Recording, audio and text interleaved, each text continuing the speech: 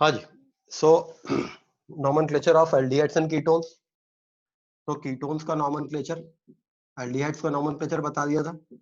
In common system of nomenclature ketones are named as alkyl, alkyl ketone.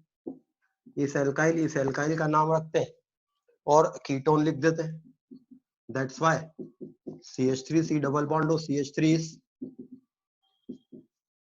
Dimethyl ketone, और CH3C double bond हो C2H5 is ethyl methyl ketone. ठीक है। और CH3C double bond हो C6H5 इस methyl phenyl ketone.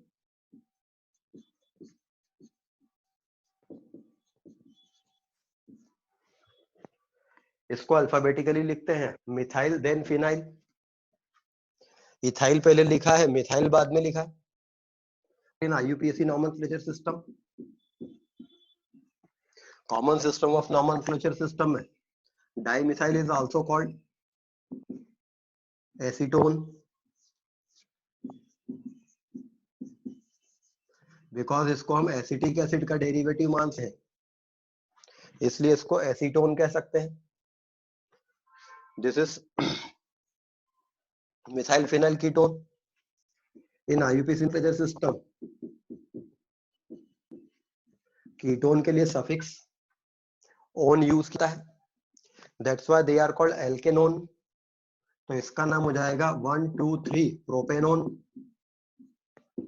Ketonic functional group carbon की chain में ही आ जाता है, तो इसलिए वो नंबर ऑफ कार्बन एटम में काउंट हो गया 1 2 3 4। This is butanone.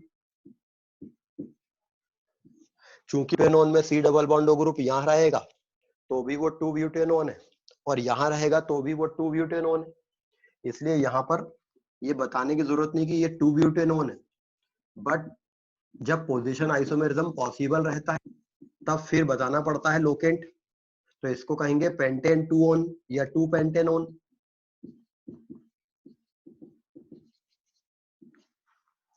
क्योंकि पेंटेन 3 ओन भी हो सकता था।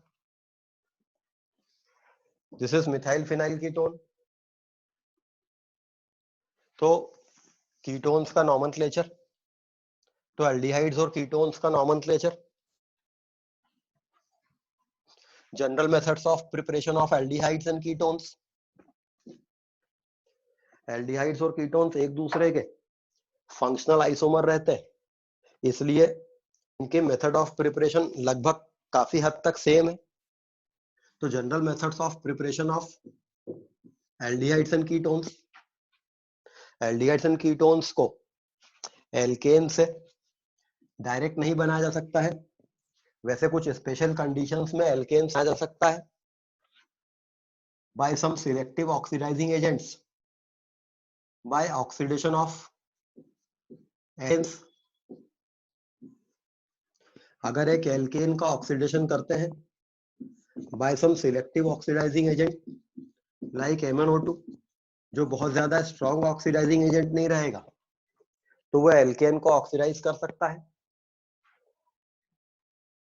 जनरल ट्रेंड रहता है एल्केन वो ऑक्सीडाइज होकर बनते हैं अल्कोहल, अल्कोहल ऑक्सीडाइज बनते हैं aldehyde ketone, aldehyde ketone oxidise होकर बनते हैं कार्बोऑक्सिलिक एसिड। तो अगर ऑक्सीडाइजिंग एजेंट ज्यादा स्ट्रॉन्ग होता तो ये एसिड बन जाता, पर थोड़ा वीकर ले लिया है तो ये एल्डिहाइड स्टेज तक रोक सकती है। बट ये जनरल मेथड ऑफ प्रिपरेशन नहीं, बिकॉज इससे नॉर्मली कोई सा भी एल्डिहाइड नहीं बना पाएंगे। तो एल्केन्स को, एल्डिहाइड्स और कीटोन्स को एल्केन से बनाया जा सकता है, बट कुछ स्पेसिफिक एल्डिहाइड्स या कीटोन्स ही बन पाएंगे। तो एल्डिहाइड्स और कीटोन्स को एल्केन से बना सकते, एल्डिहाइड्स और कीटोन्स को एल्कीन से बना सकते हैं क्या? एल्कीन से एल्डिहाइड्स एंड कीटोन्स बन सकते हैं क्या? बाय एल्कीन्स, बताइए एल्कीन की कौन सी केमिकल प्रॉपर्टी जिससे एल्डिहाइड या कीटोन बन जाते थे?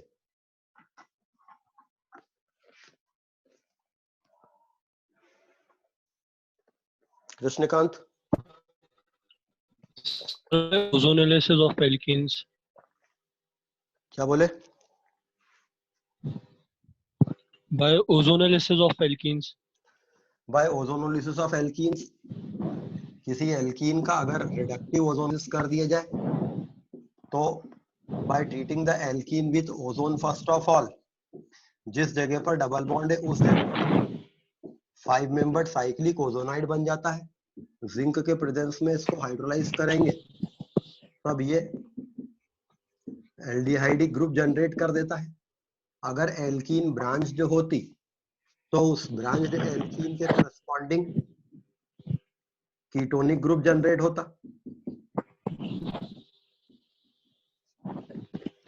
तो एल्कीन का डबल बॉन्ड ब्रेक होता है, अनब्रांच्ड पोर्शन से एल्डिहाइडिक ग्रुप और ब्रांच्ड पोर्शन से कीटोनिक ग्रुप जनरेट होता है। तो aldehydes and ketones can be prepared by alkanes by ozonolysis of alkenes. Alkenes का रिडक्टिव ओजोनोलिसिस जिंक यूज किया है, इसलिए ये रिडक्टिव ओजोनोलिसिस है। जिंक अगर यूज नहीं करते तो इस रिएक्शन में बनने वाला H2O2 इन दोनों को ऑक्सीडाइज कर देता, कीटोन को तो नहीं करता मगर अल्डिहाइड को कर देता और कार्बोक्सिलिक एसिड बना देता। तो एल्कीन से एल्डिहाइड से कीटोन्स बनाए जा सकते हैं। एल्डिहाइड्स और कीटोन्स को एल्केन से बना सकते हैं, एल्कीन से बना सकते हैं, एल्काइन से बना सकते हैं क्या?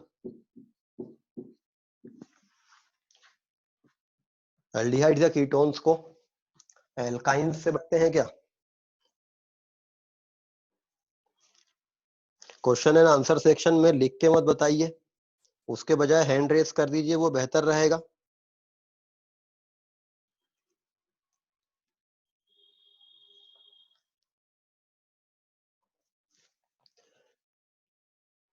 सर एल्कीन से हॉट KMnO4 एसिड में भी बना सकते हैं। एल्कीन से हॉट KMnO4 एसिड से ये कार्बोक्सिल ग्रुप में बदल जाता है। अगर हॉट एसिडिफाइड KMnO4 की रिएक्शन एल्कीन पे कराते तो ये कार्बोक्सिलिक ग्रुप में बदलता, हालांकि ये कीटोनिक ग्रुप दे देता, लेकिन ये हॉट KMnO4 जो रहता है ये इसको भी ब्रेक करके COH कर सकता था, इसलिए ये ज्यादा ठीक रास्ता नहीं है। तो अल्डिहाइड या कीटोन को एल्केन से बना सकते हैं, एल्कीन से बना सकते हैं, एल्काइन से एल्डिहाइड या कीटोन बनेंगे कि नहीं?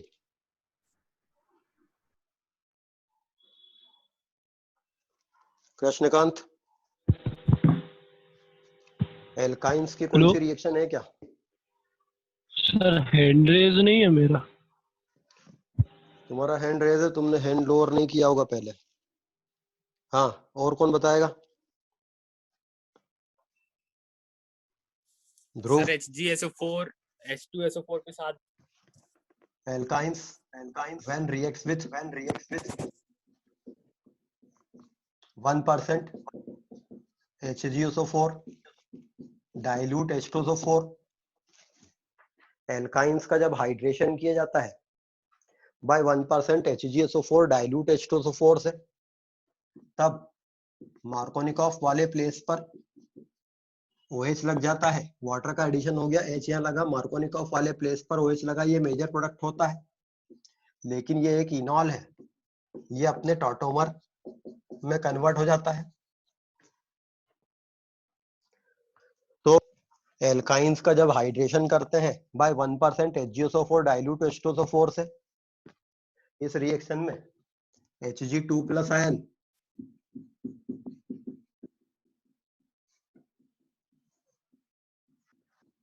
इलेक्ट्रोफाइल का काम करता है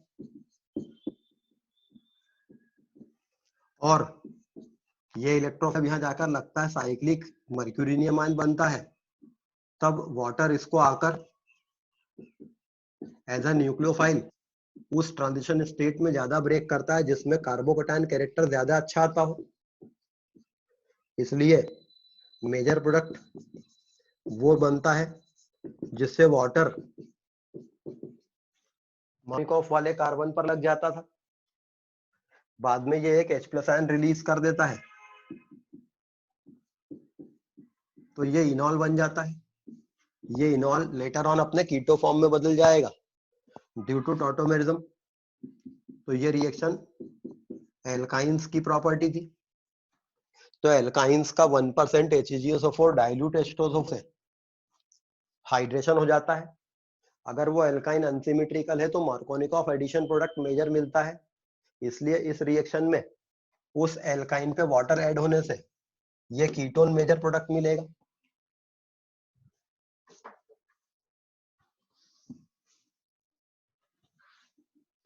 लेकिन इस एल्काइन पर वाटर का अगर एंटी मार्कोनिकॉफ एडिशन हुआ होता तो H यहां लगता और OH यहां लगता, और ये जब अपने टॉटोमर में कन्वर्ट होता तब ये आपको एल्डिहाइडिक ग्रुप दे देता। मगर इस रिएक्शन का मेजर प्रोडक्ट ये रहेगा। मैकेनिज्म यहां लिखा हुआ था, मर्क्यूरिनियम आयन मर्क्यूरिक आयन पहले साइक्लिक मर्क्यूरिनियम आयन बनाएगा, फिर इस साइक्लिक मर्क्यूरिनियम आयन को जब वाटर आके ब्रेक करेगा तो फिर अटैक वाटर का उस कार्बन पे ज्यादा होगा जहां पे बॉन्ड टूटने से सेकेंडरी कार्बोकेटायन कैरेक्टर आता। वाटर यहाँ कम अटैक करेगा, इस बॉन्ड के टूटने से यहाँ प्राइमरी कार्बो कैरेक्टर आता था। तो एल्काइन का हाइड्रेशन करके अल्डिहाइड कीटोन बना सकते हैं। क्वेश्चन आ सकता है उनका मेजर प्रोडक्ट का, तो मेजर प्रोडक्ट वो होगा। लेकिन अगर हमको इस एल्काइन से ये मेजर प्रोडक्ट चाहिए होता तो क्या करना पड़ता? अगर हमको किसी एल्काइन से एल्डिहाइड मेजर प्रोडक्ट चाहिए, अगर हमको किसी एल्काइन से aldehyde as a major product चाहिए तो क्या करेंगे?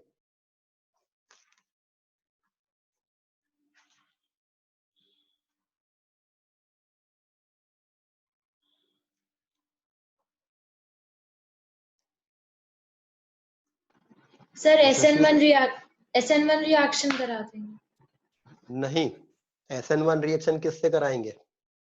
पहली बात तो इस एल्काइन में कोई लीविंग ग्रुप नहीं है, तो SN1 कहां से होगा? कार्बोकेटायन बनेगा कैसे पहले इसमें?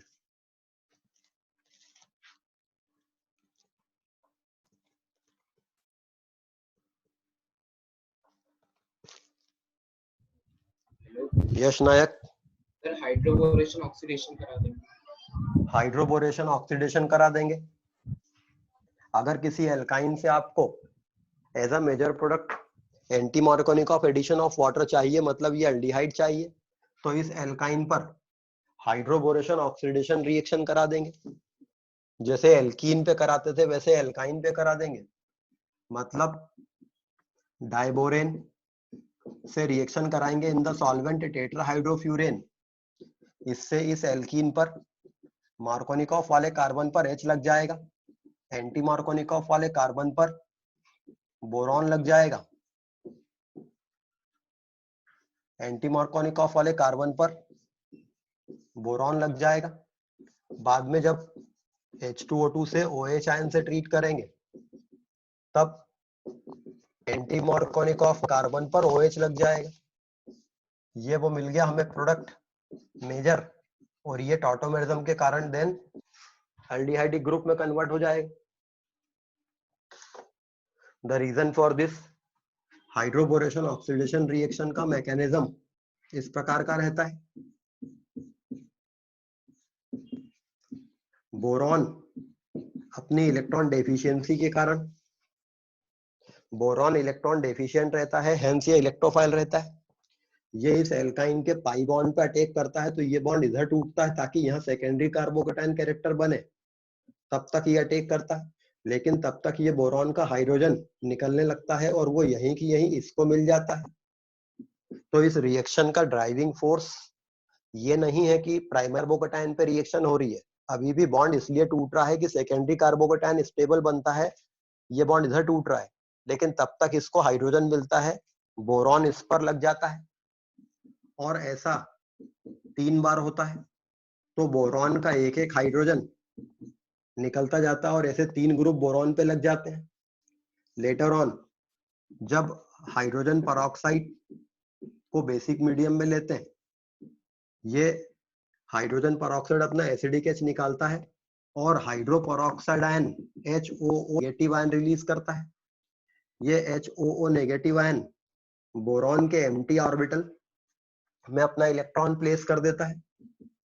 इसके कारण कंडीशन ये क्रिएट हो जाती है, ये बोरॉन इलेक्ट्रॉन डेफिशिएंट था, हाइड्रोपेरोक्साइड आयन ने इसको इलेक्ट्रॉन दिया जिससे ये बोरॉन इलेक्ट्रॉन रिच हो गया। अब ये बोरॉन इलेक्ट्रॉन रिच है, बोरॉन इलेक्ट्रॉन जब रिच होने लगता है, जब बोरॉन इलेक्ट्रॉन रिच होने लगता है तब इससे जुड़ा हुआ कार्बन इलेक्ट्रॉन जाने लगता है। इस कारण बोरॉन फिर से इलेक्ट्रॉन डेफिशिएंट होता है। तो ये ऑक्सीजन ऑक्सीजन बॉन्ड जो है इससे इलेक्ट्रॉन पुल का है, इस ऑक्सीजन पे पॉजिटिव चार्ज डेवलप होने लगता है। ये डेवलप होता हुआ पॉजिटिव चार्ज इस जाने वाले कार्बन आयन को वहीं की वहीं पुल कर लेता है।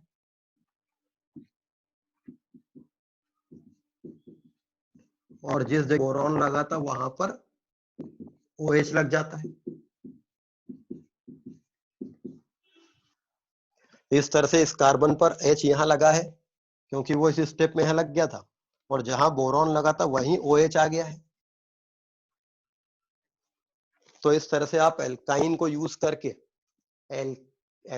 यूज करके हाइड्रेशन कर सकते हैं, मार्कोनिकॉफ एडिशन ऑफ HOH भी कर सकते हैं, anti Markovnikov addition of HOH भी कर सकते हैं। This is hydroboration oxidation reaction of alkynes. तो aldehydes and ketones can be prepared by alkanes, by alkenes, by alkynes. After alkane, alkene and alkyne, हमने पढ़ा है chapter alkyl halides and aryl halides। तो aldehydes and ketones को alkyl halides या aryl halides से बना सकते हैं क्या? पहले alkyl halides से देखते हैं। by alkyl halides, aldehydes and ketones को alkyl halides से बनाया जा सकता है क्या?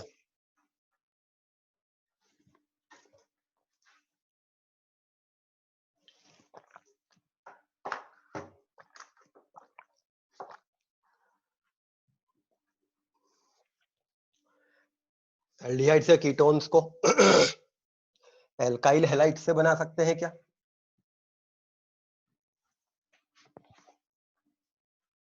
किसी का भी हैंड रेज नहीं है। एल्डिहाइड्स या कीटोन्स को एल्काइल हैलाइड से बना सकते हैं कि नहीं बना सकते हैं?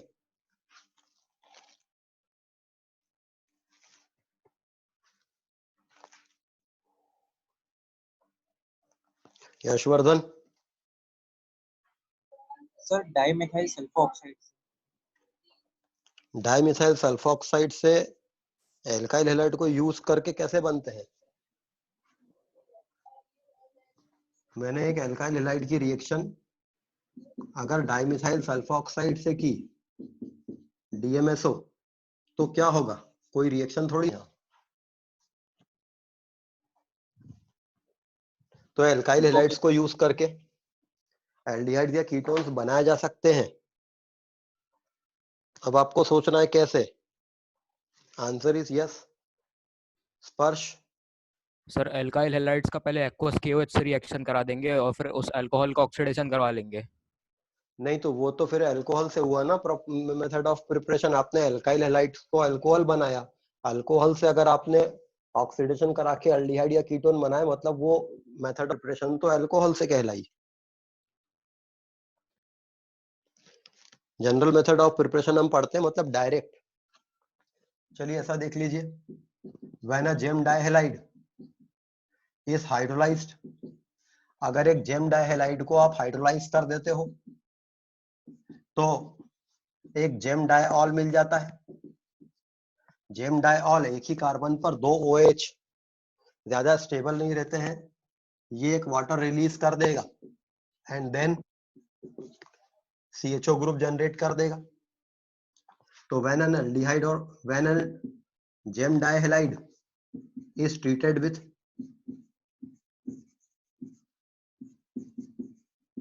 excess of KOH, तो by hydrolysis of gem dihalide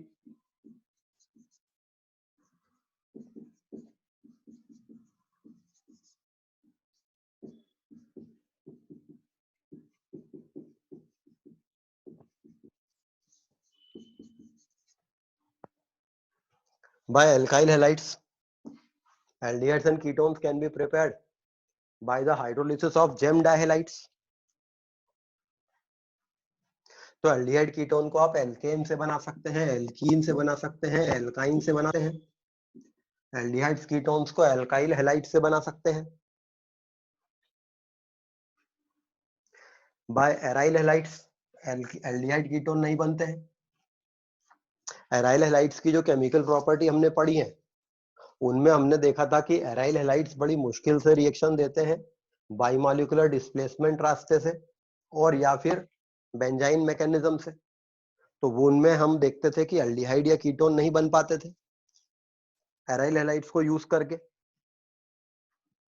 तो aldehydes and ketones can be prepared bye alkyl halides but cannot be prepared directly by aryl halides. After alkyl halide, aryl halides by alcohols. alcohols को use करके aldehyde ketones बनाए जा सकते हैं by oxidation of alcohols और by catalytic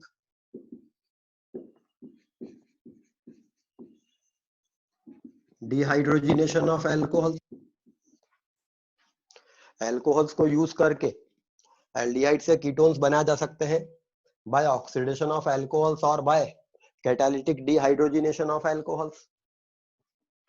primary alcohols upon oxidation will give aldehyde. Primary alcohols के oxidation पर aldehyde मिलते हैं। Secondary upon oxidation gives ketone. Primary alcohols का ऑक्सीडेशन पर एल्डिहाइड मिलते हैं। सेकेंडरी अल्कोहल्स के ऑक्सीडेशन पर कीटोन मिलते हैं। Tertiary alcohols does not undergo oxidation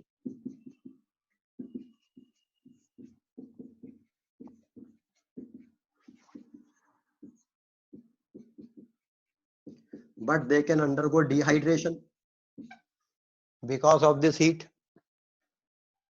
तो प्राइमरी अल्कोहल्स के ऑक्सीडेशन पे एल्डिहाइड मिलेंगे, सेकेंडरी अल्कोहल्स के ऑक्सीडेशन पर कीटोन मिलेंगे। टर्शरी अल्कोहल्स का ऑक्सीडेशन नहीं होता है मगर डिहाइड्रेशन हो जाता है। प्राइमरी अल्कोहल्स के लिए थोड़ा वीक ऑक्सीडाइजिंग एजेंट लेना पड़ता है क्योंकि बनने वाला एल्डिहाइड अदरवाइज फिर आगे कार्बोक्सिलिक एसिड में ऑक्सीडाइज हो जाएगा। सेकेंडरी अल्कोहल्स का ऑक्सीडेशन के लिए स्ट्रॉन्ग ऑक्सीडाइजिंग एजेंट ले लेंगे तो भी चलेगा क्योंकि बनने वाला कीटोन आगे फर्दर डिफिकल्ट रहता है ऑक्सीडाइज होने को।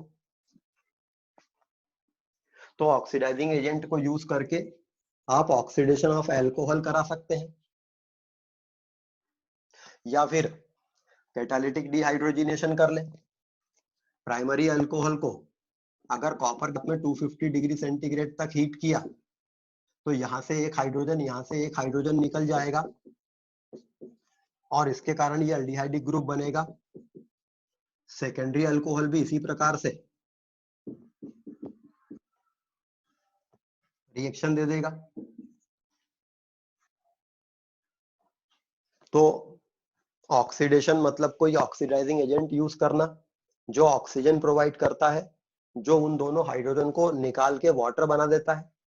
कैटालिटिक डिहाइड्रोजिनेशन किया मतलब एज सच हाइड्रोजन ही निकल जाएगा।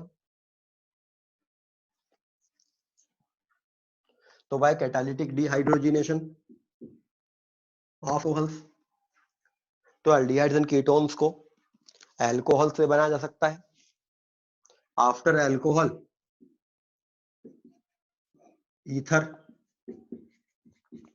ईथर से एल्डिहाइड या कीटोन बनाया जा सकते हैं कि नहीं?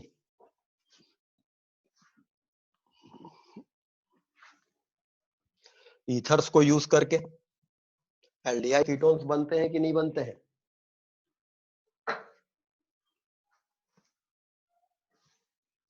ईथर्स को यूज करके एल्डिहाइड या कीटोन्स बनेंगे कि नहीं बनेंगे?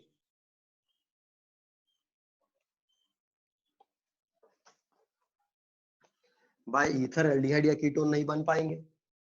ईथर की जो केमिकल प्रॉपर्टीज हमने देखी थी उनमें हमने देखा था कि ईथर का या तो HX के साथ क्लीवेज होता है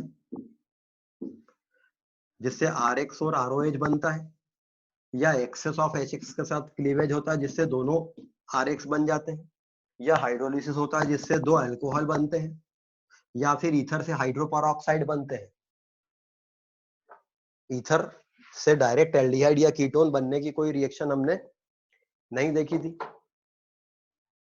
तो एल्डिहाइड या कीटोन को आप अल्कोहल से बना सकते हो, ईथर से नहीं बन पाएंगे। बाय फिनॉल एल्डिहाइड या कीटोन बन पाते हैं कि नहीं? फिनॉल से एल्डिहाइड या कीटोन बनते हैं कि नहीं?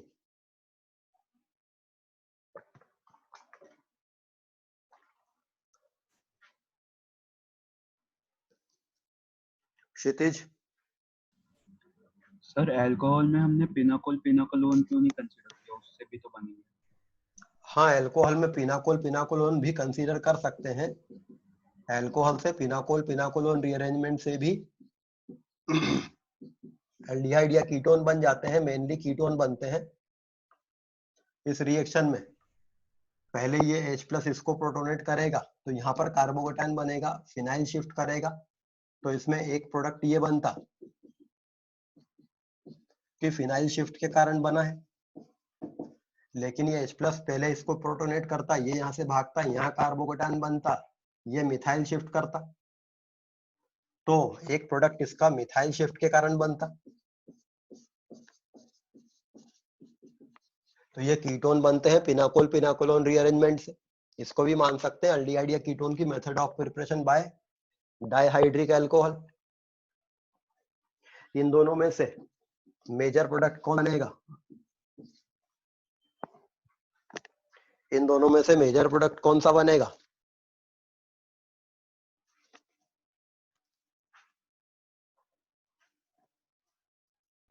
सर सेकंड वेदांत वाला। अग्रवाल, सेकंड वाला ये मिथाइल शिफ्ट के कारण बना हुआ प्रोडक्ट है, जबकि फर्स्ट वाला फिनाइल शिफ्ट से बना हुआ प्रोडक्ट है। हमने पढ़ा है कि फिनाइल शिफ्ट फास्टर रहता है मिथाइल शिफ्ट से, लेकिन आंसर सही है आपका कि ये मेजर बनेगा, बिकॉज पिनाकोलोन रीअरेंजमेंट में पहले बनने वाला कार्बोकेटायन देखा जाता है, ये H+ इसको प्रोटोनेट करता और ये यहाँ से भागता तो यहाँ नॉर्मल टर्शरी कार्बोकेटायन बनता, लेकिन प्लस इसको प्रोटोनेट करता और ये भागता तो यहाँ पर दो फिनाइल ग्रुप से रेजोनेंस स्टेबलाइज्ड कार्बोकेटायन बनता। ये कार्बोकेटायन ज्यादा स्टेबल होता जिसपे फिनाइल शिफ्ट हो जाता, बाद में सॉरी मिथाइल शिफ्ट हो जाता। तो क्वेश्चन इज अगेन वही है, एल्डिहाइड या कीटोन ऑल से बनते हैं कि नहीं?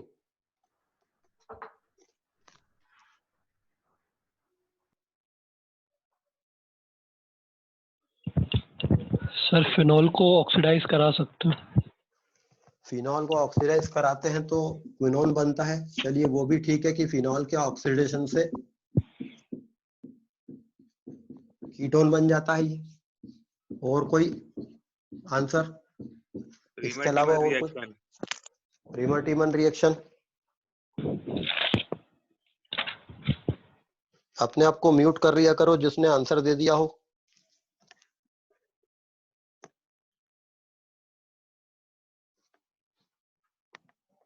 नैनी पटेल,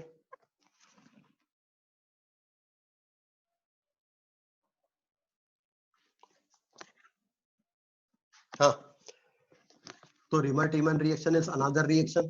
हम कह सकते हैं कि फिनॉल से क्लोरोफॉर्म और बेस के ट्रीटमेंट से सैलिसिलएल्डिहाइड बनता है, तो फिनॉल से एल्डिहाइड या कीटोन बनाए जा सकते हैं।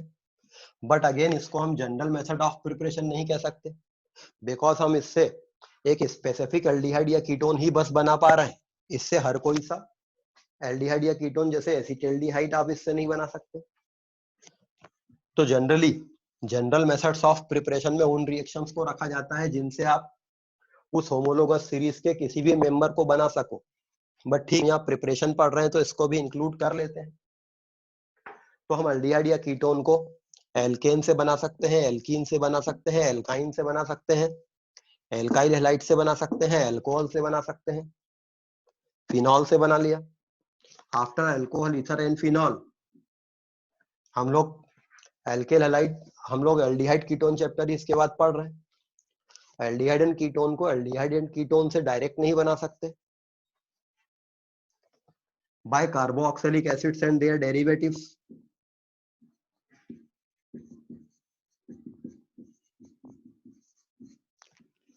Bye carboxylic acids. तो यहां तक हमने जो मेथड्स ऑफ प्रिपरेशन पढ़ी वो सारी मेथड्स ऑफ प्रिपरेशन पहले पढ़े गए चैप्टर्स की केमिकल प्रॉपर्टीज थी, इसलिए मैं आपसे पूछता जा रहा था।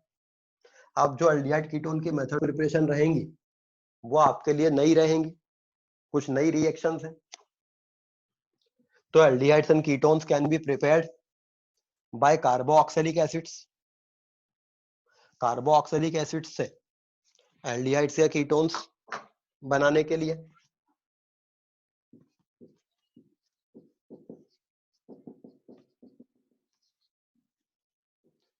Bye dry distillation of calcium, barium और manganese salt of carboxylic acid. By dry distillation of calcium, barium और manganese salt of carboxylic acid. अगर हम किसी कार्बोक्सिलिक एसिड का, कार्बोक्सिलिक एसिड एसिडिक नेचर के होते हैं, तो पहले उनको कैल्शियम हाइड्रोक्साइड या बेरियम हाइड्रोक्साइड से ट्रीट करके उनका कैल्शियम या बेरियम सॉल्ट बना लें। सपोज आपके पास में फॉर्मिक एसिड का कैल्शियम सॉल्ट है, तो ये calcium salt of formic acid है। इसको वाटर के एब्सेंस में जब हीट करते हैं तो this is called dry distillation. Anhydrous medium में हम इसको डिस्टिल करेंगे, एनहाइड्रस मीडियम में इसको हम हीट करेंगे, तो कैल्शियम फॉर्मेट हीट करने पर फॉर्मल्डिहाइड देता है। कैल्शियम फॉर्मेट हीट करने पर फॉर्मल्डिहाइड देता है।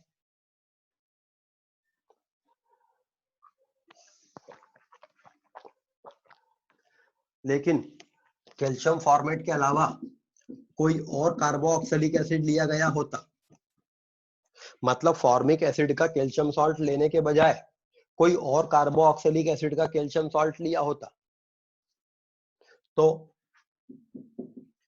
कीटोन मिलते।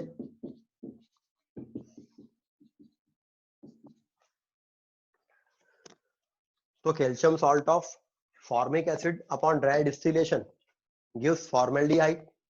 Calcium salt of any other carboxylic will give ketone. लेकिन अगर इन दोनों को मिलाकर आपने हीट कर दिया होता,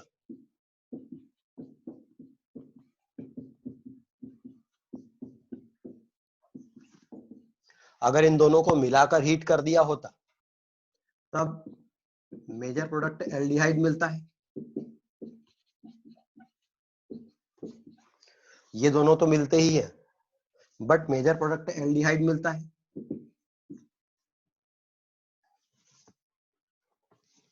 तो aldehydes and ketones can be prepared bye dry distillation of calcium, barium or manganese salt of carboxylic acid. When a salt of formic acid is heated alone, it gives formaldehyde. When any other acid is heated alone, it gives ketone. When salt of formic acid and any other acid is heated, it gives aldehyde.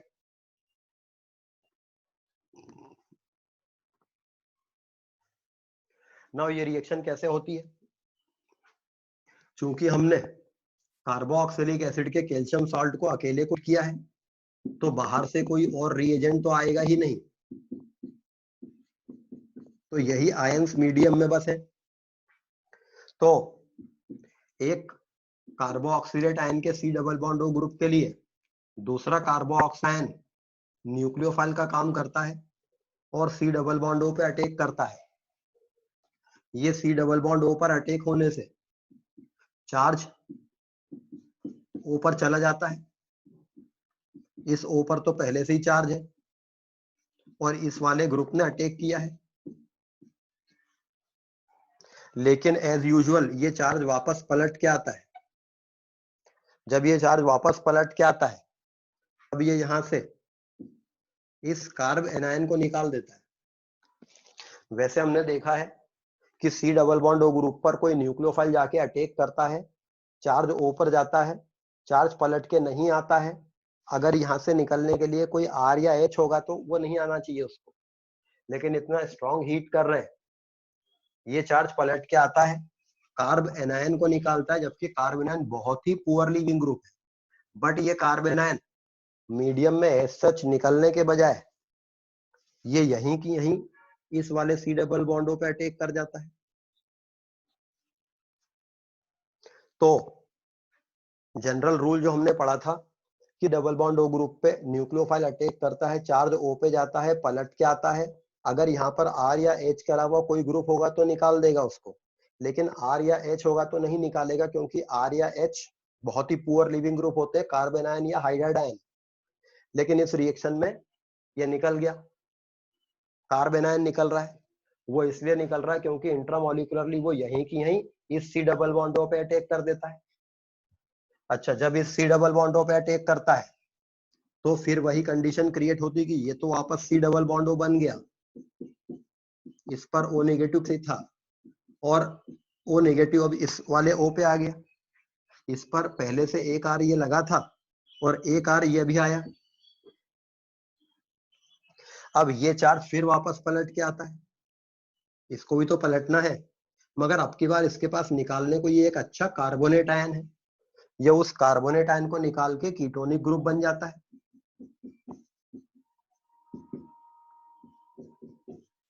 और medium में इस carbonate ion को precipitate करने के लिए calcium present है, तो ये कार्बोनेट आयन प्रेसिपिटेट हो जाता है, ये कीटोन बन गया।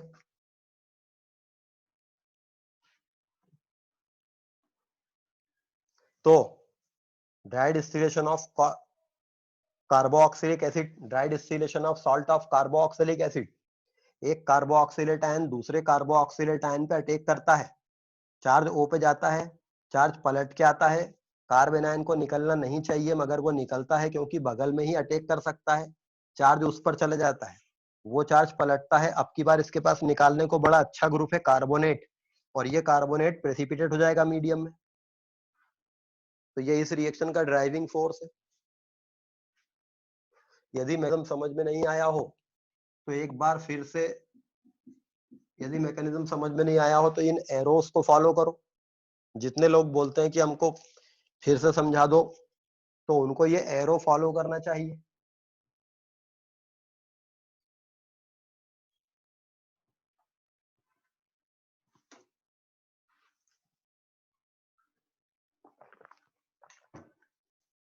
अगर फॉर्मिक एसिड अकेला लिया होता तो ये फॉर्मेट आयन होता, ये एच होता, ये एच होता, यहाँ अटैक करता, ये भी एच होता, तो ये दोनों एच होते तो यहाँ पे फॉर्मेल्डिहाइड बनता।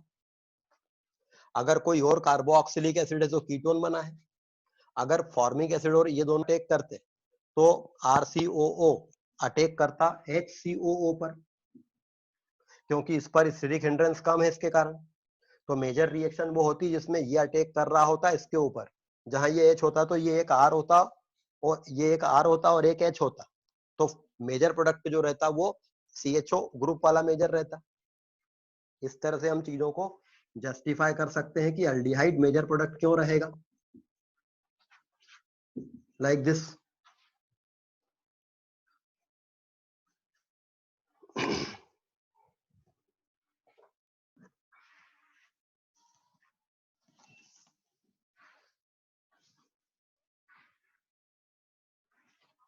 This is the mechanism of dry distillation of salt of carboxylic acid.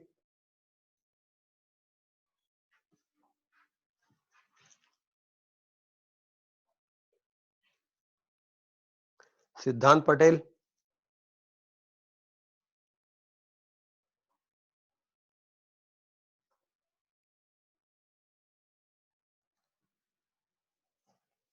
ठीक है। तो aldehydes and ketones can be prepared by dry distillation of salt of carboxylic acid.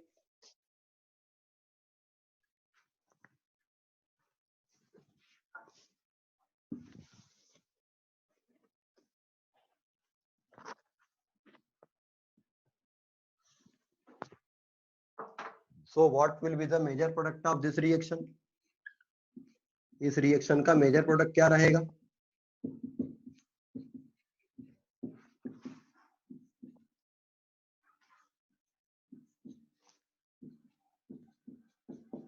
What are A, B and C in this reaction?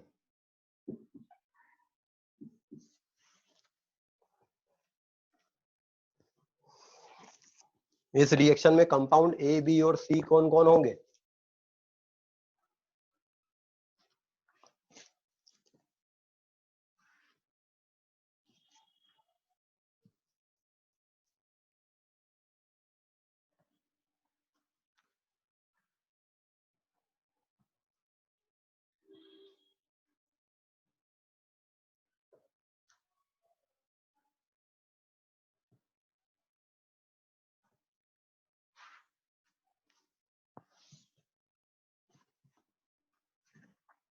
इस compound में A, B और C क्या होंगे?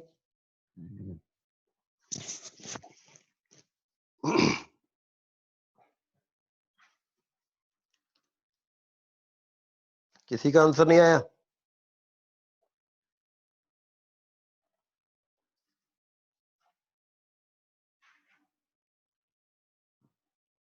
जिसका answer आया वो हैंड रेस करिए।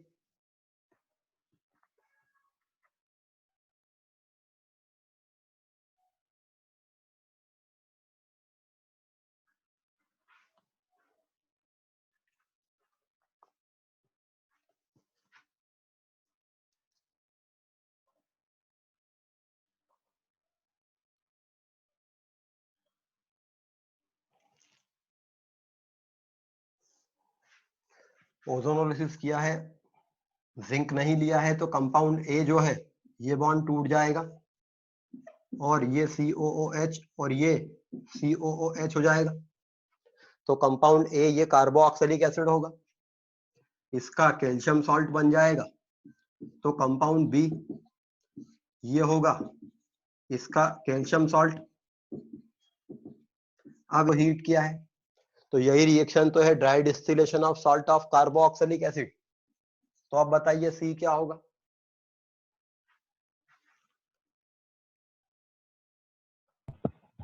Krishnakant. Sir dihexyl ketone. Dihexyl ketone ये क्या होता है? मतलब स्ट्रक्चर क्या होगा इसका, कैसा बना है मतलब इसको? C डबल बॉन्ड हो और 2 R ग्रुप में एक्साइल। ये यस सर। अरे ये अब आर ग्रुप नहीं, अब तो आर अपने को मॉलिक्यूल दिया हुआ है ना, तो अब आर थोड़ी ना लिख सकते अपन। अब तो एक पर्टिकुलर मॉलिक्यूल बनाना पड़ेगा ना। अब आप जनरल आंसर थोड़ी दे सकते हैं आर की जगह। Okay sir. The major product of this reaction will be this ketone. अगर आप इस रिएक्शन में देखो तो एक कार्बन कम होता है, क्योंकि अगर हमने 2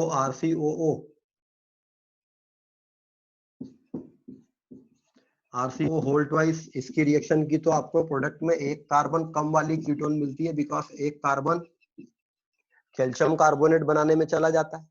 तो एक कार्बन कम होकर ये रिंग क्लोज हो जाएगी। और अगर आपको नहीं पता है कि ये प्रोडक्ट क्या बनेगा तो स्लो पेंटेनोन प्रोडक्ट सी होगा। यदि नहीं पता था कि ये क्या होगा तो फिर इस रिएक्शन का मैकेनिज्म बनाकर देखा जा सकता था। अभी इसका मैकेनिज्म मैंने बताया कैसा होगा। ये मैकेनिज्म इस प्रकार का होगा कि ये O नेगेटिव पहले यहाँ टेक करेगा, फिर ये भाग के यहाँ टेक कर जाता और फिर इधर से कार्बोनेट निकल जाता है एक।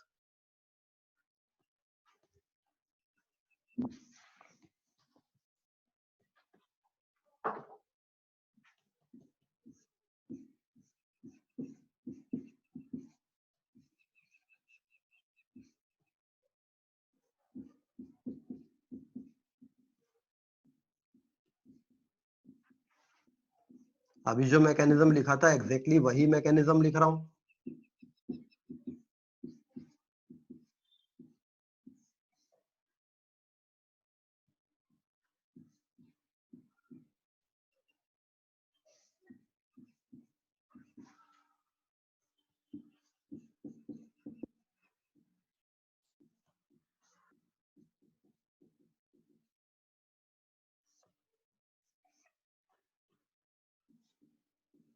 ये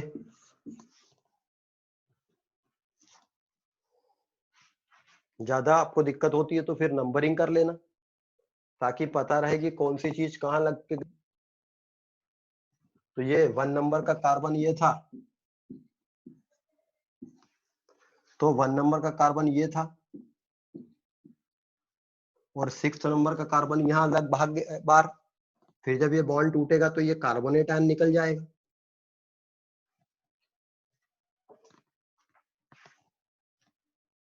हिमांशु पांडे में इसी टाइप के कुछ क्वेश्चन होते हैं, इसलिए आपको थोड़ी सी दिक्कत आती है, या किसी भी और बुक में जो जेई एडवांस या मेंस के प्रिपरेशन के लिए कॉम्पिटिटिव बुक रहती है।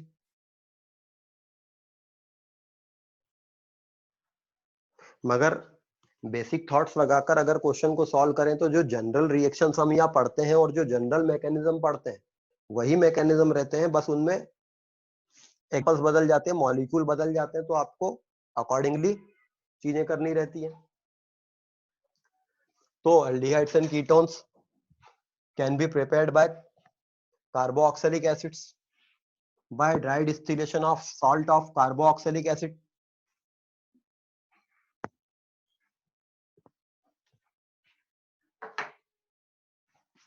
Next one is by derivatives of carboxylic acids by acid halides.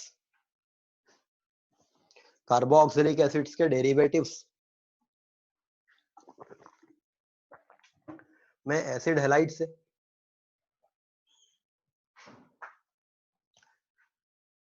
अच्छा carboxylic acid group C group होता है।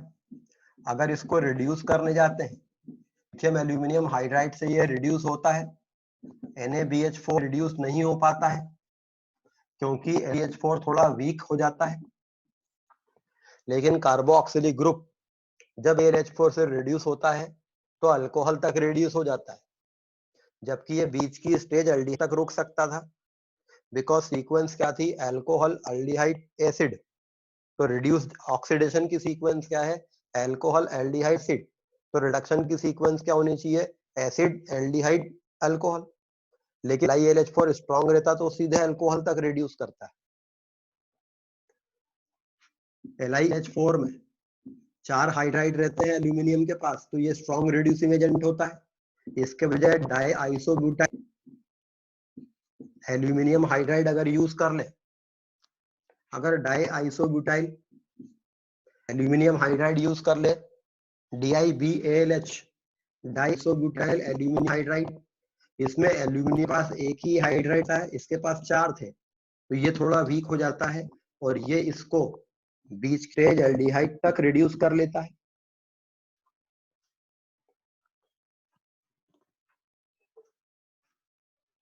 तो कार्बोक्सिलिक एसिड से एल्डिहाइड्स या कीटोन्स बनाए जा सकते हैं।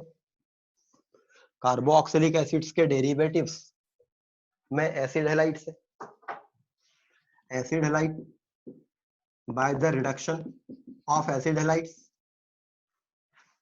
When an acid halide is reduced with H2PD, ये Cl हट के H लग जाएगा and because of this reduction aldehyde बन सकता है।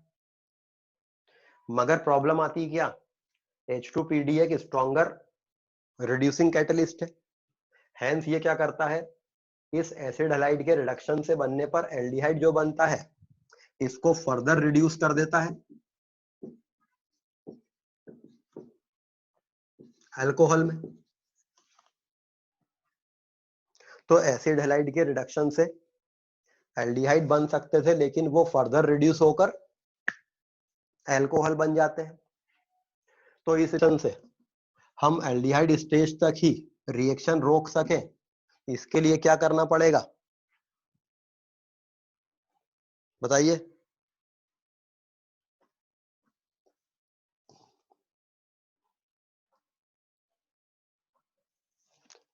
ऐमान Shehzad, sir Lindlar's catalyst use करें। लिंडार कैटलिस्ट यूज कर लेंगे।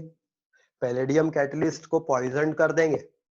तो when N acid halide is treated with hydrogen in the presence of palladium, barium sulfate in the presence of quinoline, और palladium charcoal, ये भी लिनर कैटलिस्ट है, charcoal भी इसको पॉइजन कर सकता है, तो पीडीसी ले लेंगे, या पैलेडियम सल्फेट, तो लिनर कैटलिस्ट यूज कर लिया।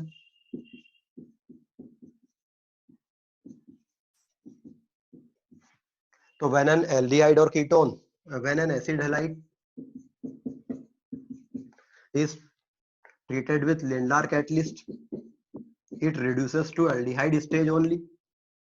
This reaction is called Rosenmund reduction.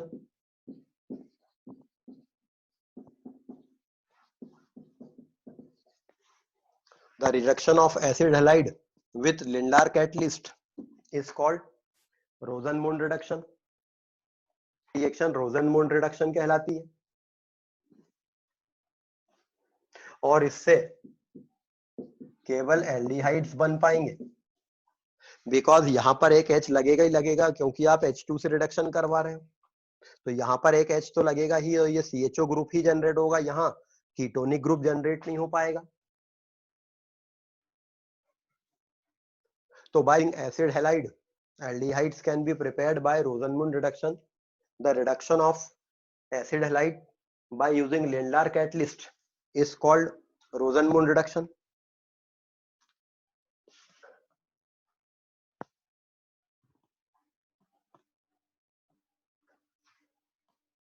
तो आपको पुरानी रिएक्शंस याद होनी चाहिए, ताकि जब उनकी जरूरत पड़ती है हमें कहीं पर, तो ये याद आना चाहिए आपको कि हमको पैलेडियम की कैटालिटिक एक्टिविटी अगर कम कर दें तो हम इसका फर्दर रिडक्शन रोक सकते हैं। इसीलिए जो टेस्ट होते हैं इसमें मैं पूरी ऑर्गेनिक केमिस्ट्री इसीलिए देता हूं, पुराने रेफरेंसेस भी आपके रिफ्रेश होते जाते हैं। So by using acid halide, aldehydes can be prepared by Rosenmund reduction.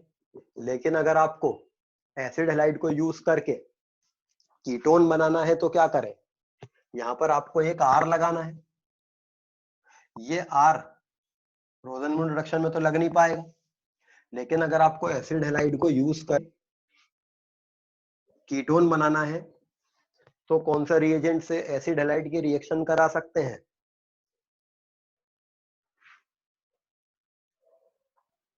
स्पर्श सर ग्रिग्नार्ड रिएजेंट से रिएक्शन करवा देंगे। ग्रिग्नार्ड रिएजेंट से रिएक्शन करा देंगे। ग्रिग्नेजेंट इस Cl की जगह कार्ब एनायन ला देगा, मगर एक प्रॉब्लम आएगी। फिर भी आपने जो बोला है उसको अपन देखते हैं, सही बोला है, क्योंकि अगर एक एसिड हैलाइड की रिएक्शन मान लीजिए हम ग्रिग्नार्ड रिएजेंट से करा दें, तो Grignard reagent will provide the carbon. ये कार्बन आयन न्यूक्लियोफाइल की तरह यहाँ अटैक करेगा, चार्ज O पर जाएगा, चार्ज जब O पर जाएगा तो वापस पलट कर आएगा, और जब पलट कर आएगा तो यहाँ से Cl निकाल देगा, बहुत ही अच्छा ली ग्रुप है, और यहाँ कीटोन बना देगा। अगर मीडियम में जो ग्रिग्नार्ड रिएजेंट पड़ा हुआ है अभी भी, वो कीटोन फिर से अटैक कर लेगा। कीटोन जब ग्रिग्नार्ड रिएजेंट फिर से अटैक कर लेगा और O पे नेगेटिव चार्ज आएगा, बाद में जब तुम हाइड्रोलिसिस करोगे तो ये अल्कोहलिक ग्रुप बन जाएगा। मतलब अगर आपने ग्रिग्नार्ड रिएजेंट की रिएक्शन कराई तो एसिड हैलाइड से कीटोन तो बन जाएगा, बट उस पे ग्रिग्नार्ड रिएजेंट का 1 मोल और एक्ट कर लेगा और उससे फिर टर्शल अल्कोहल आपको दे देगा। ग्रिग्नार्ड रिएजेंट मैग्नीशियम का ऑर्गेनोमेटालिक कंपाउंड है। मैग्नीशियम अल्कलाइन अर्थ मेटल है। अल्कली मेटल और अल्कलाइन अर्थ मेटल के जो ऑर्गेनोमेटालिक कंपाउंड होते हैं, इनमें मेटालिक कैरेक्टर बहुत ज्यादा रहता है, तो इनमें जो बॉन्डिंग रहती है कार्बन मेटल के बीच में, ये लगभग प्योर आयनिक बॉन्डिंग रहती है। मतलब the carbon bond in the organometallic compound of alkali metal or alkaline earth metal have nearly about pure ionic bond. इनमें लगभग प्योर आयनिक बॉन्ड कैरेक्टर रहता है। और हेंस ये बहुत ज्यादा रिएक्टिव कार्बन आयन प्रोवाइड करते हैं। ये इतना रिएक्टिव कार्बन आयन है कि ये तत्काल यहाँ रिएक्ट करेगा, ये रिएक्शन देगा, तत्काल एक और कर लेगा, तो ये प्रोडक्ट जो बना है कीटोन वो तत्काल इसमें बदल जाएगा। प्रॉब्लम क्या है कि जो एसिड हैलाइड के साथ रिएक्शन कराने के लिए आप ऑर्गेनोमेटालिक कंपाउंड यूज कर रहे हैं। आंसर आपने सही दिया था कि अगर आपको एसिड हैलाइड से कीटोन बनाना है तो आप यहाँ पर कोई ऑर्गेनोमेटालिक कंपाउंड से कार्बन आयन ले लो, बट ये कार्बन आयन बहुत reactive organometallic compound alkali metal या अल्कलाइन अर्थ मेटल का ऑर्गेनोमेटालिक कंपाउंड से आएगा, तो ये प्योर आयनिक बॉन्डिंग रखेगा, और प्योर आयनिक बॉन्डिंग जब रहती है तो ये बहुत रिएक्टिव कार्बन आयन होता है। तो हम एक काम करें,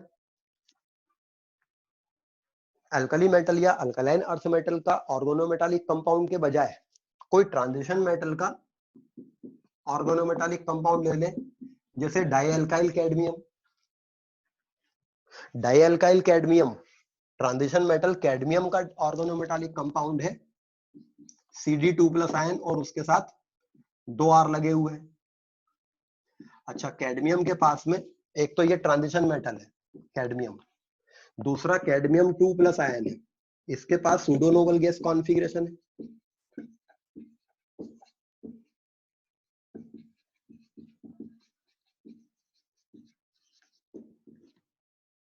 कैडमियम 2+ आयन के पास में सूडो नोबल गैस कॉन्फ़िगरेशन है। जब किसी कैटायन के पास सूडो नोबल गैस कॉन्फ़िगरेशन होता है,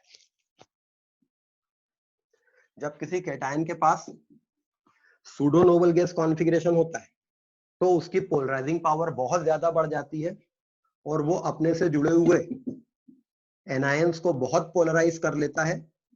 ये कार्बन आयन है मगर ये बहुत पोलराइज हो चुके हैं और हेंस कैडमियम के साथ बॉन्डिंग में कोवलेंट कैरेक्टर बढ़ जाएगा, ये बॉन्ड में कोवलेंट कैरेक्टर आ जाएगा, हेंस ये कार्बन आयन बहुत रिएक्टिव कार्बन आयन नहीं रह जाएंगे।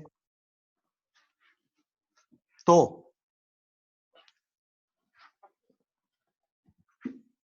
अगर एक एसिड हैलाइड की रिएक्शन डाईएल्काइल कैडमियम से करा दी जाए,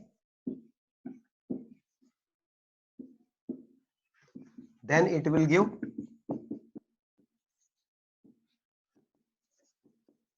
ketone as the major product, because ये थोड़ा less reactive carbon ion provide करेगा आपको।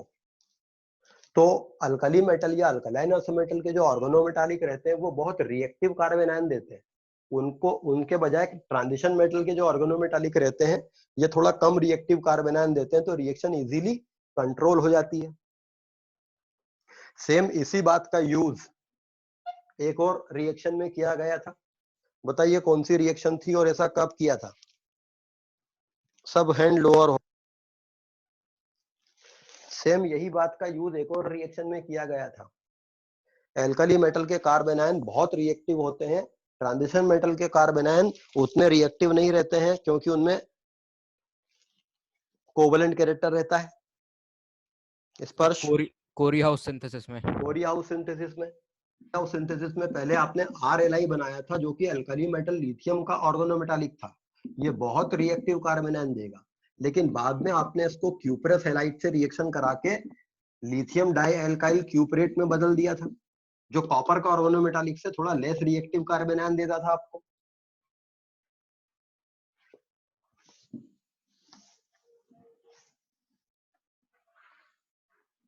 तो कीटोन्स कैन बी प्रिपेयर्ड, तो एल्डिहाइड्स को हम रोजनमूल रिडक्शन से बना सकते हैं। कीटोन्स बनाने के लिए R2CD यूज कर लेंगे, तो कार्बोक्सिलिक एसिड्स को यूज करके एल्डिहाइड कीटोन बना सकते हैं। After carboxylic acid, acid halide को यूज करके, एसिड हैलाइड के बाद aldehydes and ketones can be prepared bye alkyl cyanides,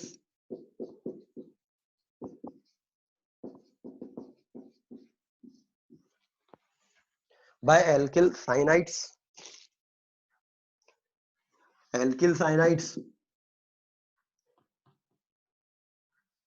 by partial reduction of alkyl cyanide ये एक एल्किल साइनाइड आपके पास में है। अगर इस साइनाइड ग्रुप को मैं रिड्यूस करता हूं SnCl to HCl से, रिड्यूसिंग एजेंट हमने यूज किया था एक बार पहले SnHCl। SnHCl जो रहता है ये स्प्रे रिड्यूसिंग एजेंट होता है, क्योंकि टिन जीरो ऑक्सीडेशन स्टेट पर है, यहां से +4 पे जाएगा। लेकिन SnCl to HCl इसमें टिन ऑलरेडी +2 पे है, ये इतना स्ट्रॉन्ग रिड्यूसिंग नहीं है, तो वो इस ग्रुप को कंप्लीट रिड्यूस नहीं करेगा। ये होता तो इसको कंप्लीट रिड्यूस कर देता है RCH2NH2, 2H यहाँ पर 2H यहाँ पर लगा देता। लेकिन ये वीक रिड्यूसिंग एजेंट है, ये इसको पार्शियल रिड्यूस करेगा। तो साइनाइड पार्शियल रिडक्शन कराया आपने,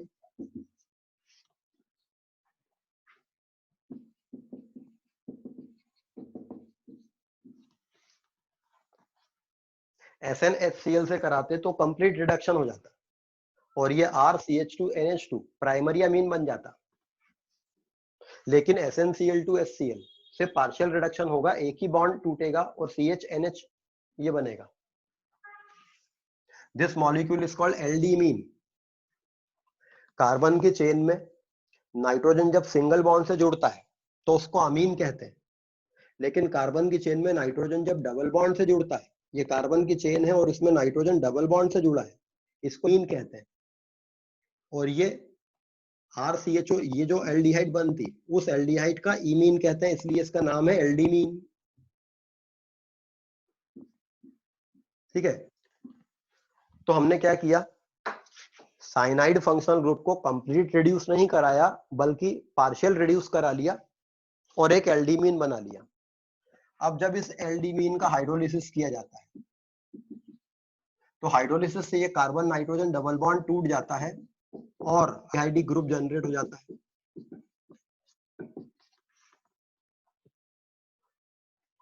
this reaction is called Stephens reduction.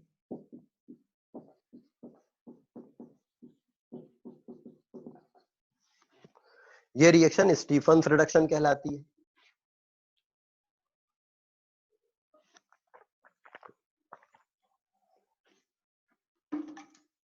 The partial reduction of alkyl cyanide followed by hydrolysis gives aldehyde. Partial reduction of alkyl cyanide to form aldeamine followed by hydrolysis to give aldehyde. This reaction is called Stephens reduction. इस reaction में भी केवल aldehyde ही बनेंगे, because इस carbon पर एक H इस reduction के दौरान आ चुका हो।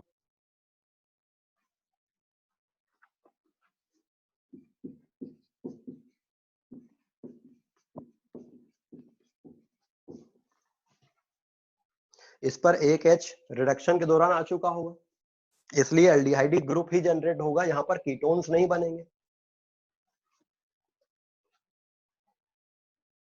लेकिन अगर आपको एल्किल साइनाइड को यूज करके कीटोन्स बनाना हो,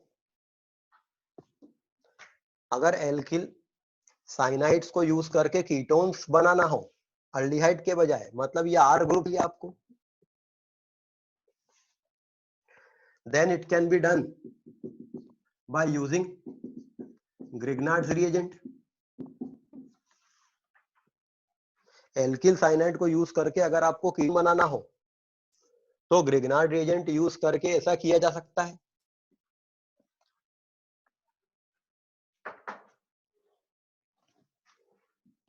When an alkyl cyanide is treated with Grignard's reagent, it will provide the carbanion. Grignard reagent C double bond O पर अटैक करता है, वैसे वो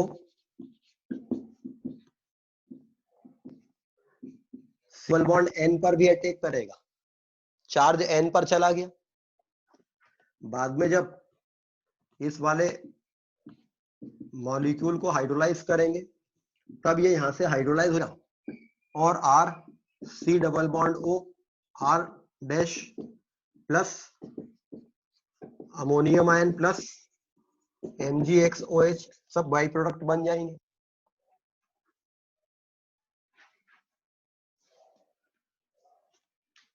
तो एल्किल साइनाइड से अगर आपको एल्डिहाइड बनाना है तो स्टीफन रिडक्शन कर दें, लेकिन अगर कीटोन बनाना है तो ग्रिग्नार्ड रिएजेंट से रिएक्शन करा के हाइड्रोलिसिस कर दें।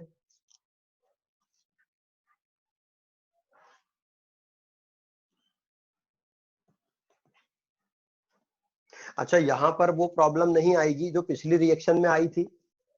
मीडियम में कीटोन बन गया तो ग्रिग्नार्ड इस आगे रिएक्शन करके टर्शियरी अल्कोहल बना सकता था, मगर ऐसी कोई प्रॉब्लम नहीं आएगी कि जिससे आपको R2CD लेना पड़ जाए। यहाँ पर RMGX से रिएक्शन हो जाएगी। यहाँ पर आपको अल्कली मेटल का ऑर्गेनोमेटालिक यूज करना चल जाएगा। यहाँ पर वो प्रॉब्लम नहीं आएगी कि आपको उसको थोड़ा वीक करना पड़ेगा, ट्रांजिशन मेटल का ऑर्गेनोमेटालिक ले ले। ऐसा क्यों? यहाँ पर ग्रिग्नार्ड लेना चल क्यों जाएगा? Anybody can answer? Ahman Shahzad? Sir वो अमोनियम आयन R- से बॉन्डेड रहेगा, स्टेबलाइज कर देगा उसको। नहीं, गलत जवाब है।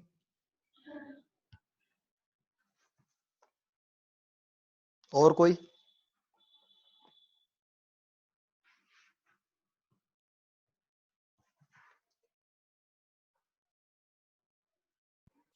सर वेदांत? RMGX अमोनियम से H+ निकाल लेगा। RMGX अमोनियम से H+ आर निकाल लेगा। कार्बन आयन मतलब उसका। कार्बन आयन उसका गलत जवाब। Anybody else? यहाँ पर ग्रिग्नार्ड रिएजेंट लेना क्यों चल जा रहा है? इसके पहले वाली रिएक्शन में ग्रिग्नार्ड रिएजेंट लेना नहीं चल पा रहा था।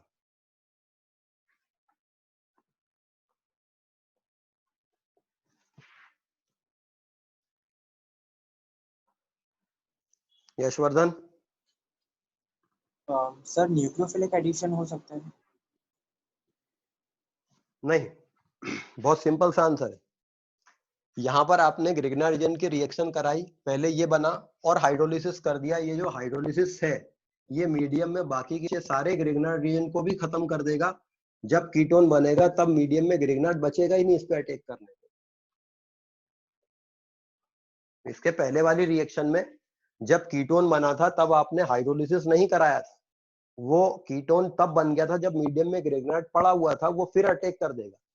लेकिन यहाँ तो तब बना है जब हाइड्रोलिसिस हो चुका है, और हाइड्रोलिसिस मीडियम में बचे कुचे ग्रिग्नार्ड को खत्म करके एल्केन निकाल देगा।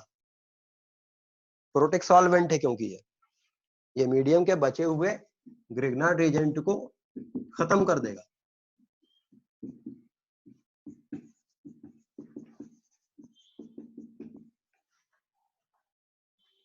ठीक है, तो by using alkyl cyanides aldehydes and ketones can be prepared.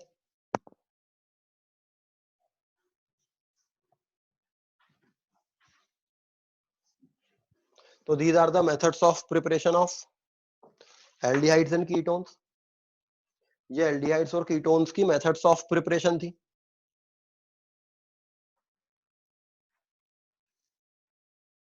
तो हमने देखा aldehydes and ketones की methods of preparation, लगभग सारे ऑर्गेनिक कंपाउंड्स ट्रेस आउट कर लिए जिनसे aldehydes से ketones बनाए जा सकते हैं।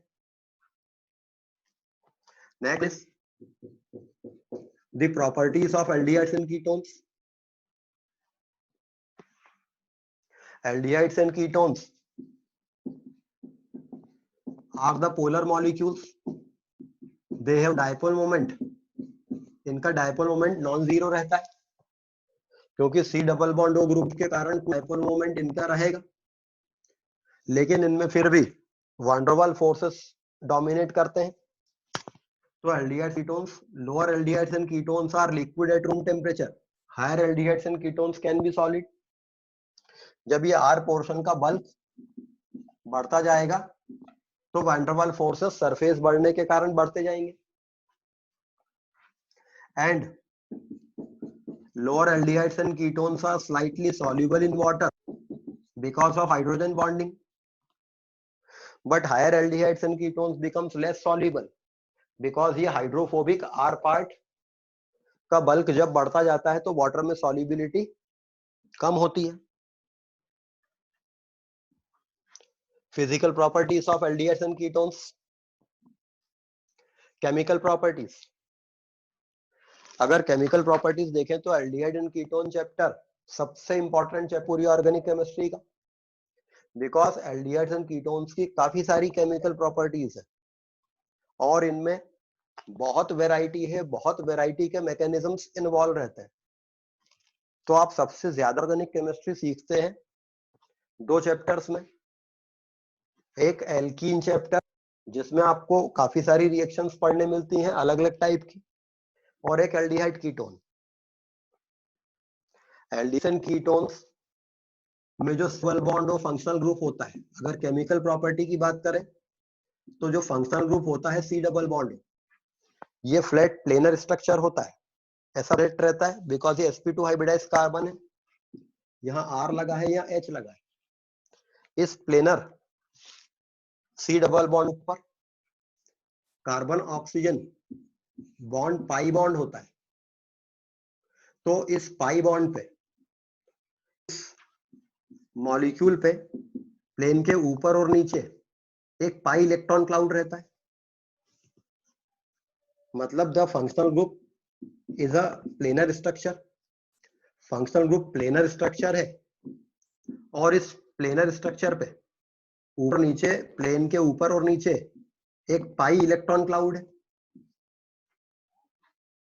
Because of this pi electron cloud above and below the plane, aldehyde and ketone पे न्यूक्लियोफाइल को अटैक करना चाहिए कि इलेक्ट्रोफाइल को प्रेफरेबली अटैक करना चाहिए।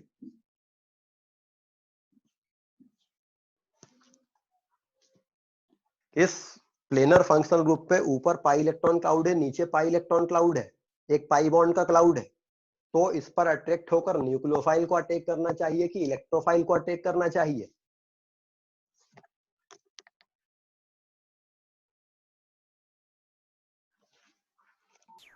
सर इलेक्ट्रोफाइल इलेक्ट्रोफाइल को अटैक करना चाहिए क्योंकि ये पाई इलेक्ट्रॉन क्लाउड है। तो जैसे एल्कीन पे पाई इलेक्ट्रॉन क्लाउड होता है और एल्कीन इलेक्ट्रॉन रिच सोर्स की तरह काम करते हैं, तो इलेक्ट्रॉन डेफिशिएंट स्पीशीज इन पे आके अटैक करते हैं। इसी प्रकार से एल्डिहाइड कीटोन पे भी इलेक्ट्रोफाइल को अटैक करना चाहिए, मगर न्यूक्लियोफाइल अटैक करते हैं। प्रेफरेबली एल्डिहाइड कीटोन के सी डबल बॉन्ड ग्रुप पे न्यूक्लियोफाइल ज्यादा अट्रैक्ट होकर आते हैं। एल्कीन का जो इलेक्ट्रॉन क्लाउड रहता है, ये मोर और लेस कार्बन कार्बन बॉन्ड के बीच का क्लाउड है, तो ये मोर और लेस सिमेट्रिकल क्लाउड रहता है। लेकिन एल्डिहाइड कीटोन का जो पाई इलेक्ट्रॉन क्लाउड है, ये दरअसल थोड़ा अनसिमेट्रिकल है ऑक्सीजन की हायर इलेक्ट्रोनेगेटिविटी के कारण। अगर चार्ज क्लाउड डायग्राम आप समझो तो ये ज्यादा डार्क इधर रहेगा और कम इधर रहेगा, मतलब इलेक्ट्रॉन डेंसिटी ज्यादा इसकी तरफ रहेगी, O की तरफ, या मैं इसको ऐसे बता सकता हूं। तो कार्बोनिल ग्रुप का C double bond O group का ऑक्सीजन जो रहता है अपनी हाई इलेक्ट्रोनेगेटिविटी के कारण बॉन्ड को बहुत पोलराइज करके रहा है, पाई बॉन्ड को, and this carbon acquires a proper positive charge so that a nucleophile can preferably attack on it. एक न्यूक्लियोफाइल उस पर प्रॉपरली अटैक कर पाता है। इसलिए कार्बोनिल ग्रुप पर न्यूक्लियोफाइल आके अटैक करता है कार्बन वाले सेंटर पे।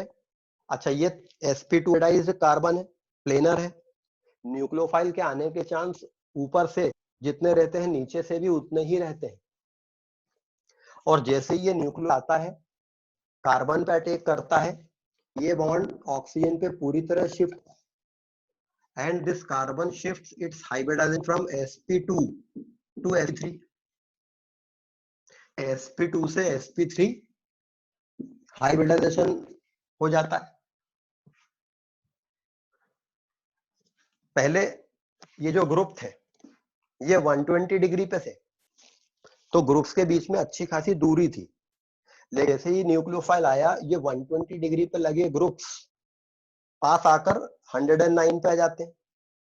ग्रुप के बीच स्टेरिक हिंड्रेंस बढ़ता है, तो एक ज्यादा बेहतर प्लेनर मॉलिक्यूल टेट्राहेड्रल मॉलिक्यूल बन जाता है, लेकिन ये चार्ज वापस पलट के नहीं आ सकता, बिकॉज इन दोनों में से किसी एक को निकालना होगा और ये दोनों ही बहुत पुअर लीविंग ग्रुप है, तो ये टेट्राहेड्रा ही बना रह जाता है।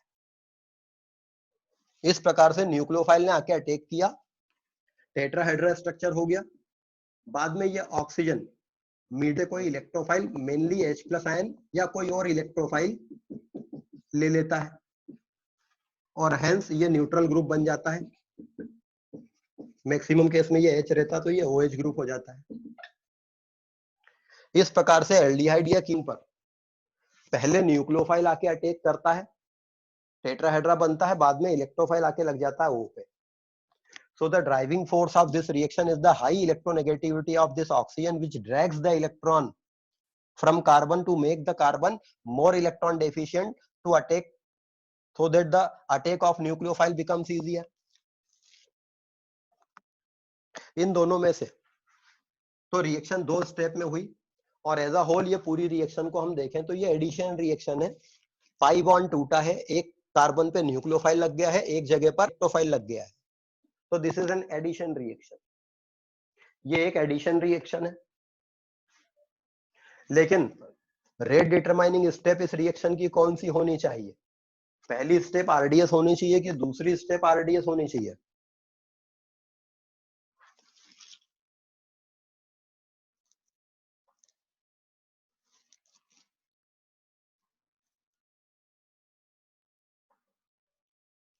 पहली स्टेप होनी चाहिए सर। पहली स्टेप आरडीएस क्यों होनी चाहिए?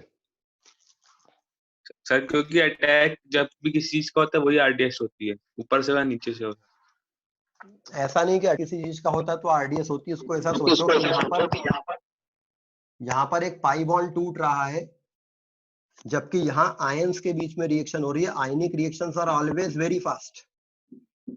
तो पहली स्टेप आरडीएस होती है क्योंकि उसमें न्यूट्रल मॉलिक्यूल टूटकर एक आयन बन रहा है और वो आयन बाद में आयन से रिएक्शन कर रहा है, तो वो बहुत फास्ट रिएक्शन होती है।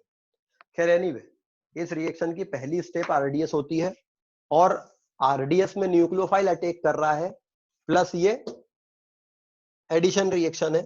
Why this reaction is called nucleophilic addition reaction. Aldehyde और कीटोन की ये प्रॉपर्टी न्यूक्लियोफिलिक एडिशन रिएक्शन कहलाती है। So aldehydes and ketones undergoes nucleophilic addition reactions preferably by this general mechanism.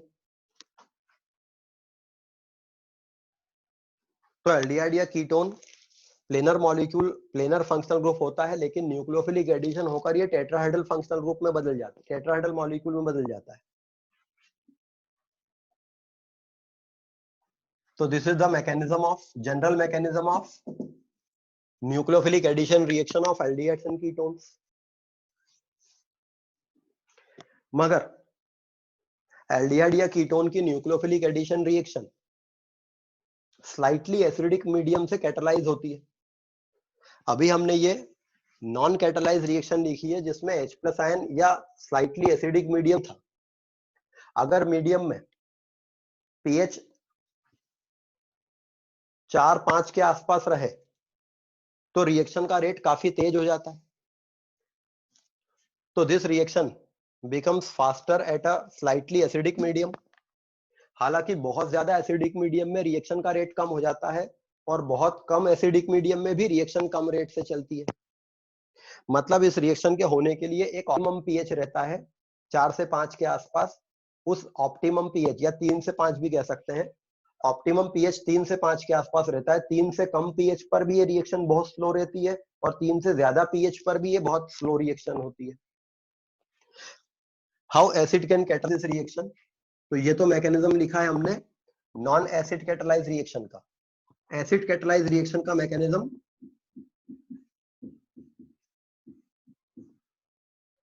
C double bond O group polarise रहता है, लेकिन अगर medium में H+ आयन होते हैं तो ये H+ आयन ऑक्सीजन को प्रोटोनेट करते हैं और ऑक्सीजन अगर प्रोटोनेट हो गया तब इसकी इलेक्ट्रॉन खींचने की टेंडेंसी और ज्यादा बढ़ जाती है और तब यह ऑक्सीजन बहुत ज्यादा इलेक्ट्रॉन पुल करता है और कार्बन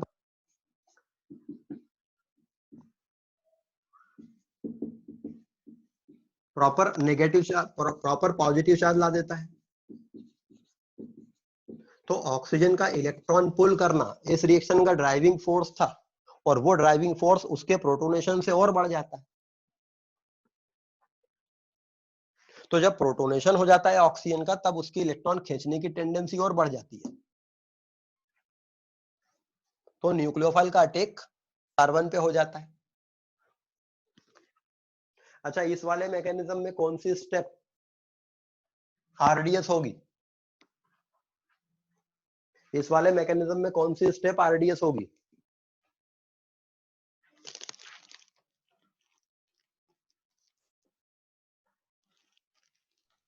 ध्रुव खत्री, पहली वाली आरडीएस क्यों? सर क्योंकि ऑक्सीजन जो रहेगा वो प्रोटोनेट होने के बाद बहुत अनस्टेबल हो जाएगा, इसलिए जल्दी से ऑक्सीजन इलेक्ट्रॉन ले लेगा। प्रोटोनेट होके बहुत अनस्टेबल नहीं होता है, क्योंकि उसका ऑक्टेट तब भी कंप्लीट रहता है। ऑक्सीजन बहुत अनस्टेबल तब होता है जब उसका ऑक्टेट कंप्लीट ना रहे। यहाँ पर अभी भी रेट डिटरमाइनिंग स्टेप यही वाली रहती है।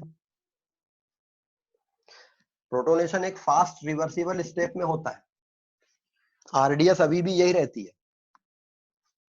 तो अगर हम इस आरडीएस को देखें और इस आरडीएस को देखें, तो यहाँ न्यूक्लियोफाइल को एक पार्शियली पॉजिटिव चार्ज कार्बन पे अटैक करना है, जबकि इस न्यूक्लियोफाइल को एक प्रॉपर पॉजिटिव चार्ज वाले कार्बन पे अटैक करना है।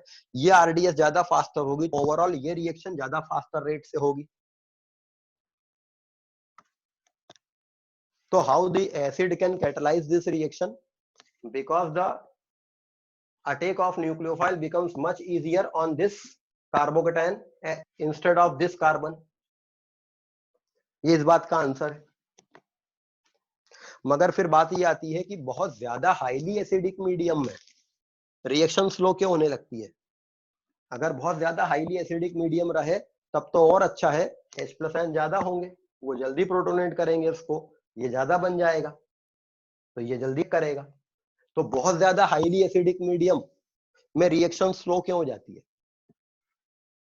ये नॉन एसिडिक मीडियम है, चलो ठीक है, यहाँ पर रिएक्शन स्लो होगी। ये स्लाइटली एसिडिक मीडियम है, रिएक्शन फास्ट होगी, उसके भी कारण बता दिया गया। मगर बहुत ज्यादा एसिडिक मीडियम में रिएक्शन क्यों स्लो हो जाती है?